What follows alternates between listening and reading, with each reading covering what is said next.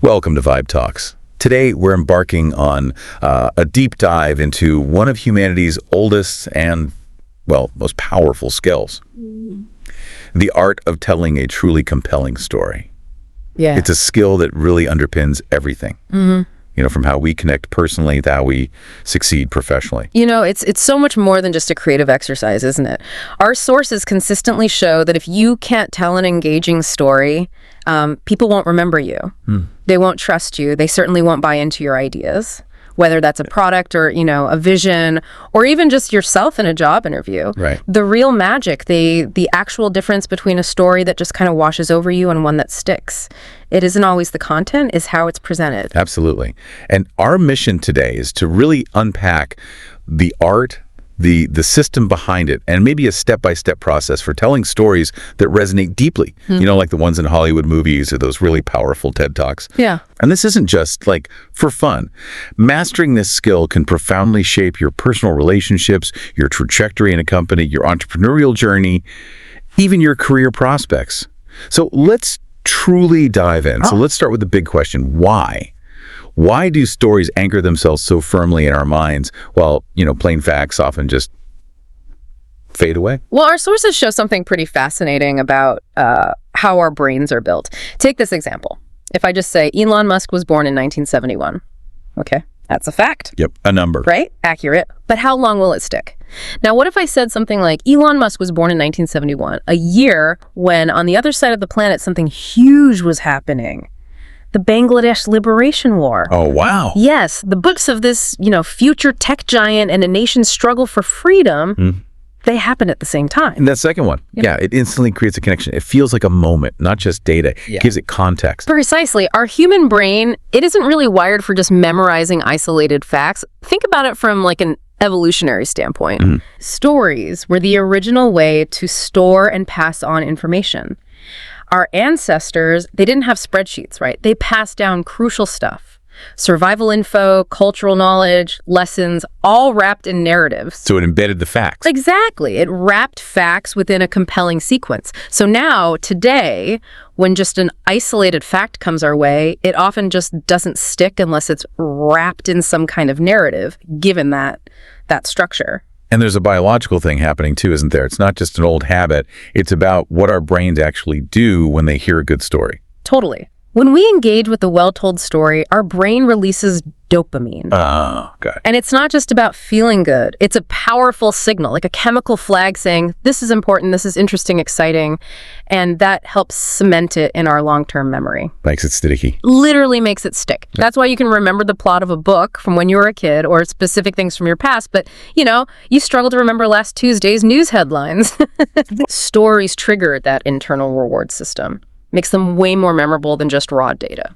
Understanding that brain wiring is, well, it's fundamental for communicating anything, really. Let's get into the mechanics, the how-to. Our sources point to this framework that's, well, it's ancient, but it still defines how we consume stories. Joseph Campbell's hero's journey. Yes, the hero's journey. And it's not just for like epic myths or Star Wars. It's basically the invisible blueprint for nearly every movie, TV show, even successful business stories you come across. Really? Even business? Absolutely. It outlines this universal pattern that just resonates with us, you know? Taps into those brain mechanisms we were just talking about. Okay, so for us, like, you know, telling stories in our daily lives, presentations, emails, whatever, how do we translate this big idea into actual steps? What does using the hero's journey really mean, practically? Right. It breaks down into these key stages. They're connected, obviously. First, you have the ordinary world. This is where our character could be a person, could be a company, maybe even an idea starts out. Just normal, everyday existence. They're kind of unaware of the challenge or the big change that's coming. Setting the scene, the before. Exactly, the baseline. Then number two, the call to adventure. Something happens. It disrupts that normal life. This is the spark, the conflict that kicks things off. Doesn't have to be dragons, right? No. It could be realizing your current product isn't working for customers, or maybe a personal feeling like I need a change. Anything that creates tension and makes the journey necessary, interesting. Got it. Conflict. What's next? Meeting the mentor. A hero almost never makes it alone. They find a guide, a companion, maybe just a source of wisdom that helps them prepare. Like Obi-Wan Kenobi. Exactly. Or in real life, it could be an actual mentor, a book that changes things, a new skill you learn, or even a product like a tool or software that gives you what you need. Okay, the helping hand. Then comes transformation and trials. This is where the work happens. With the mentor's help, the hero starts to change. It's the struggle, the practice, learning, overcoming obstacles. A montage sequence. Kind of. It builds empathy because everyone relates to striving for something hard, right? It shows the internal and external shifts needed to face that main problem. Makes sense. And the final step. The return with the elixir achievement.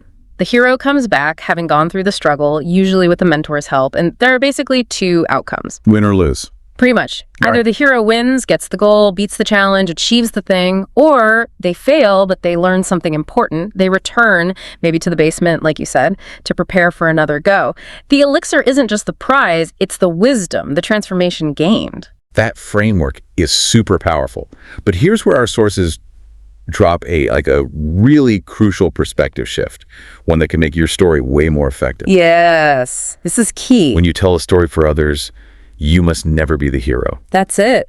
It sounds almost wrong, but it's fundamental to resonant storytelling. Your audience. They are always the hero of their own story. You, the storyteller. You are their mentor, their guide. Why is that so important? Because if you make yourself the hero, talking about how great you are, most people just tune out. Everyone wants to be the hero in their own life, you know?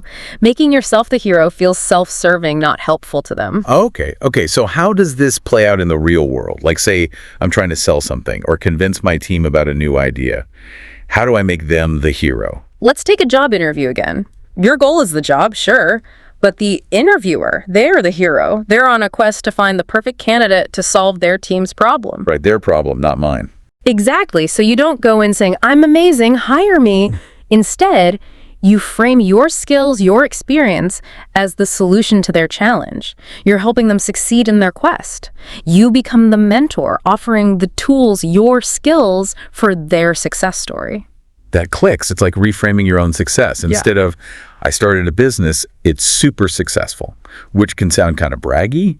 You could say something like, I remember struggling, feeling really lost, wondering if I could even start something small. But I took that leap, navigated those tough early days, and now look where we are.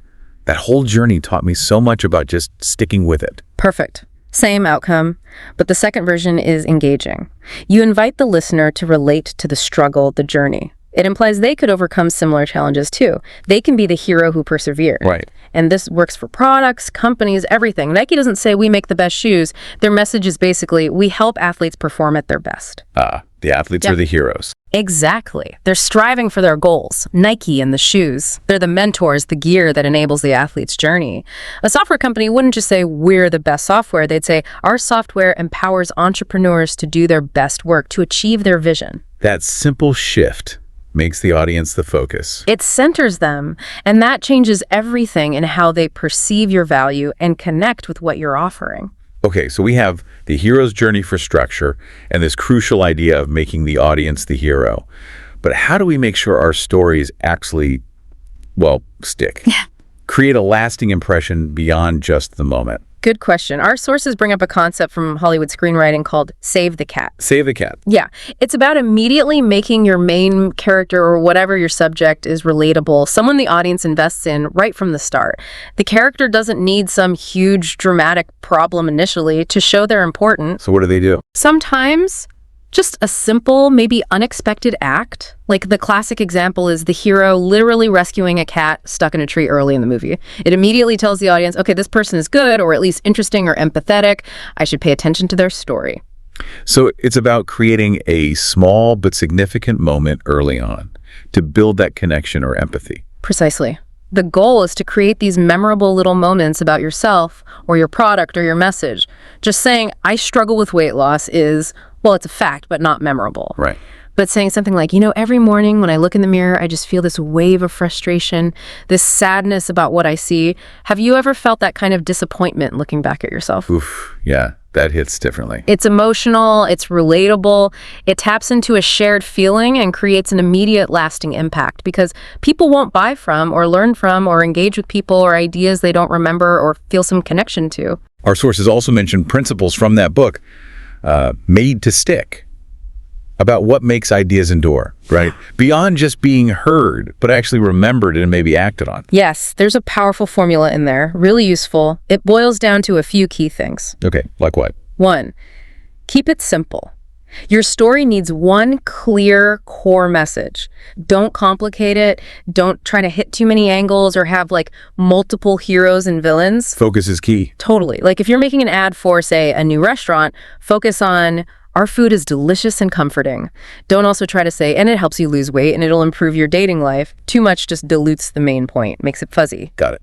Keep it simple. What else? 2, include an unexpected twist. Our brains love novelty. Surprise. It triggers that dopamine release we mentioned, creates excitement, keeps people hooked. A hook. Exactly. Starting with something surprising grabs attention instantly. Like imagine opening with, if I hadn't made that one terrible mistake 5 years ago, I never would have lost $10,000. But I also wouldn't be where I am today. Ooh. Okay. You immediately want to know what happened. Right. And 3rd, make it emotional. This is huge. Stories need emotion to stick and especially to go viral. Facts fade, feelings linger. Think about why, news of a CEO firing 90% of the staff goes viral.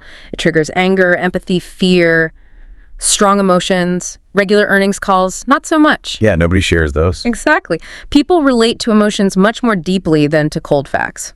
If your story doesn't make the audience feel something happy, sad, angry, inspired, it's probably not going to be remembered or shared. Simple, unexpected, emotional. Okay. Now, building on all that, did the sources offer any final advanced techniques, maybe from places we wouldn't immediately think of outside Hollywood or business books? Absolutely. There's a great one from Chris Voss's book, Never Split the Difference. Yeah. It's actually about negotiation, but it's amazing for communication generally. It's called mirroring. Mirroring, like copying someone. Sort of, but very specific. If someone states an objection or a key point, you simply repeat the last, say, 2 or 3 words they said, usually as a question. How does that work? So if a customer says, I'm not sure I want to buy this, honey, it might be too sweet. You'd respond gently, inquisitively, too sweet. Too sweet. Exactly like that. What it does is, subtly, it makes them feel heard, validated. It lowers their defenses. And often, they'll then elaborate, explaining the real reason behind too sweet. Maybe it's price. Maybe it's something else entirely. So it encourages them to reveal more. Precisely. It disarms them and gets them to clarify their own thoughts, giving you way more information to understand their actual position. It's incredibly effective for building rapport and understanding, can significantly boost comprehension, even conversion rates. Wow, that's fascinating.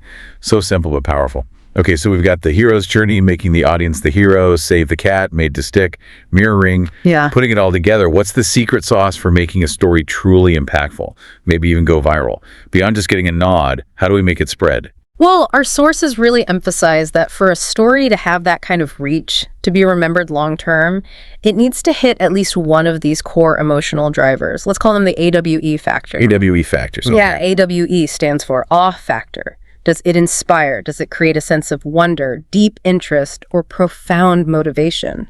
Think about stories of incredible achievement or a vision that just takes your breath away. Okay, got it. Anger factor. Does it tap into frustration? Does it evoke anger or outrage about something? This could be highlighting an injustice, a common problem your idea solves, something that makes people say, that's not right. Anger. Powerful motivator. Very. And finally, excitement factor. Does it create thrill, anticipation, a sense of high stakes? Maybe it's a dramatic turning point, a discovery, a challenge your audience can relate to. Awe, anger, excitement. Right. If a story lacks any of those core emotional sparks, it's probably not going to travel very far or stick very long. But if you can weave in more than one, you seriously amplify the resonance, the memorability. That's how you make it unforgettable. This deep dive has really shown how storytelling isn't just, a soft skill. It's fundamental. It's about connection, influence, success. It's really about understanding people. Absolutely. From knowing how our brains are literally built for narrative to using frameworks like the hero's journey and applying practical tips like save the cat, made to stick, mirroring, it all comes down to how we shape the message. And always remembering that key shift. You're the mentor. Your audience is always the hero. Always. So the next time you're prepping for that big meeting or pitching that idea you believe in, or even just telling a friend what happened over the weekend, maybe pause and think, how can I make them the hero of this story? And what spark awe, anger, or excitement can I add to make it truly land? Make it unforgettable. That's the challenge. That was today's Vibe Talks. Keep listening, keep thinking.